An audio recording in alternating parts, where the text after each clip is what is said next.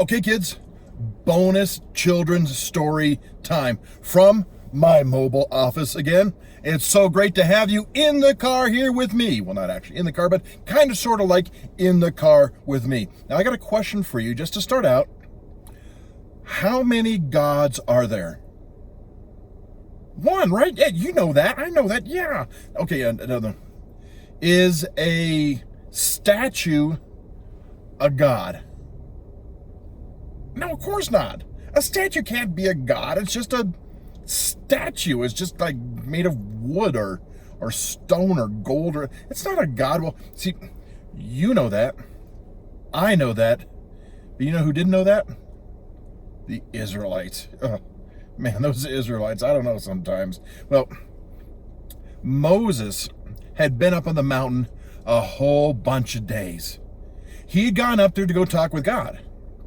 And the first day had passed, and the second day, and then a week had passed, and then 2 weeks, and then 3. He'd been up there 20, 30 days already.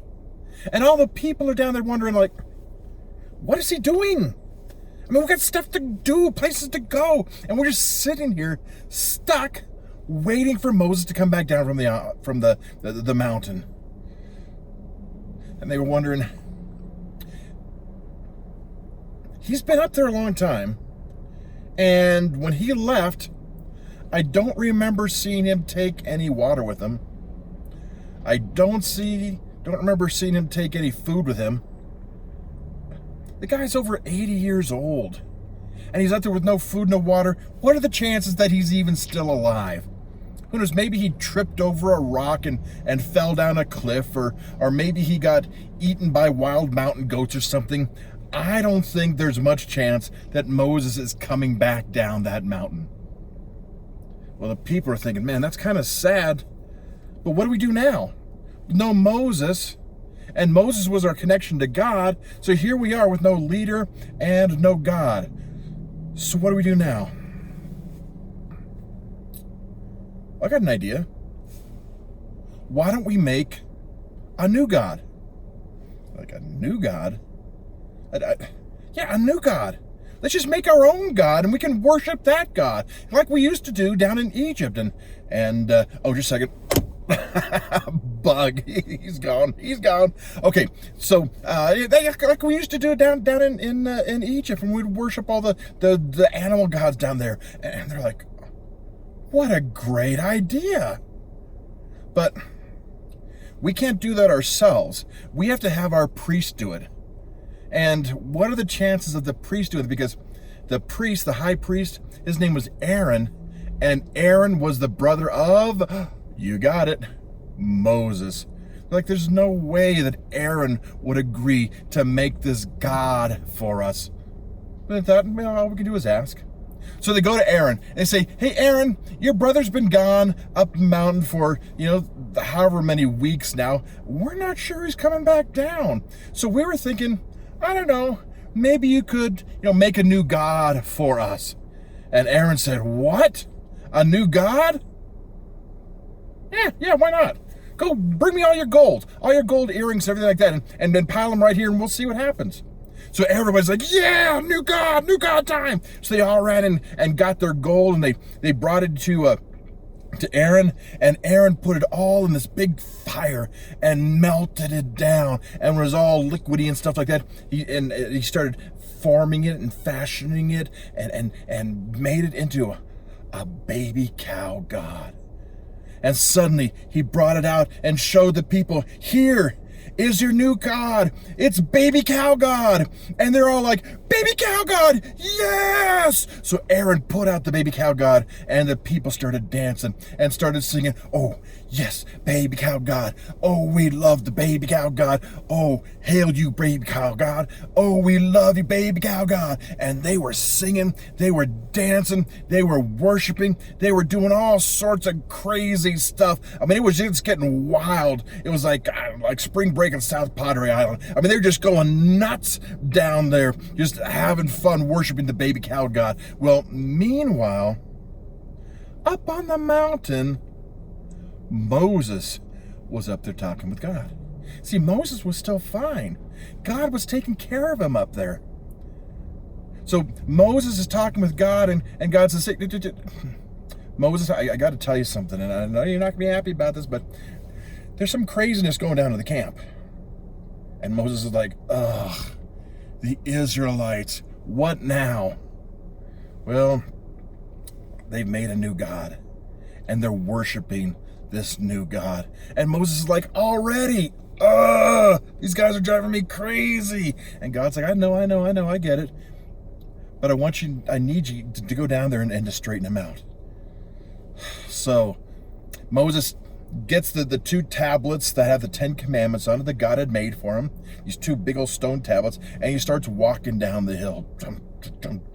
He's walking, he's getting more and more angry.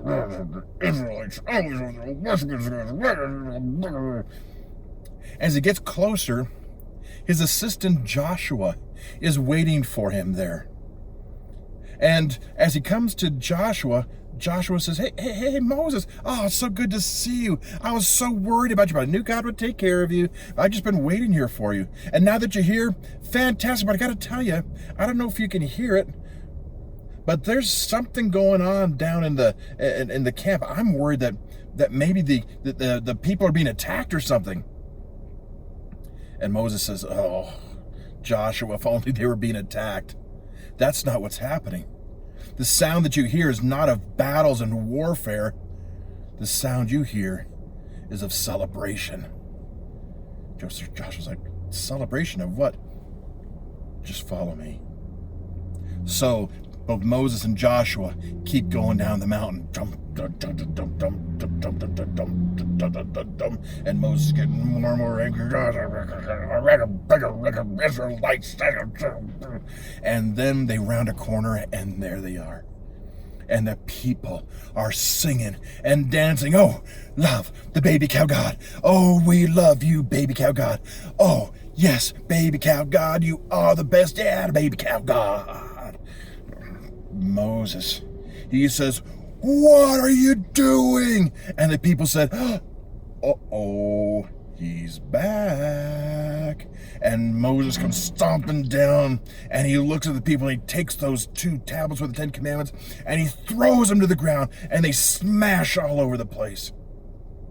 And he goes and he takes the baby cow God, and he says, Aaron, get over here. And everyone's like, oh, okay, yeah, sure, little brother. What's going on? Moses says, Aaron, what is this? What is this baby cow God thing? Oh, that. Moses, funny story. The people were missing you, and they wanted another God, so I just said, I don't know how good an idea it is, but if you happen to have any extra gold, just bring it here, and we'll throw it in and see what happens. So I got their gold, I threw it in, and out came this baby cow God. I mean, who knew? It was crazy. And Moses says, oh, Aaron. And Moses took baby cow God, and he smashed it up, and he ground it down to just like this fine powder, and he threw it in the water, and he made the people drink all the water with all the gold in it. Yeah. And Moses told the people, what are you doing? There is only one cow. One cow? I don't think that's how the story goes. Let's back that up. There's only one God. That's it. And that God is not a baby cow God made out of gold. How many gods are there? You're right. There's only one God. Is he a God that you can see, that you can carry around, that's made of wood or gold or silver or anything like that? No. You can't see God, but that doesn't mean he's not there. See, the Israelites got all scared because they didn't see God, and they thought maybe God was gone. And even today, as the times are kind of weird right now, and we can't see God, is God here?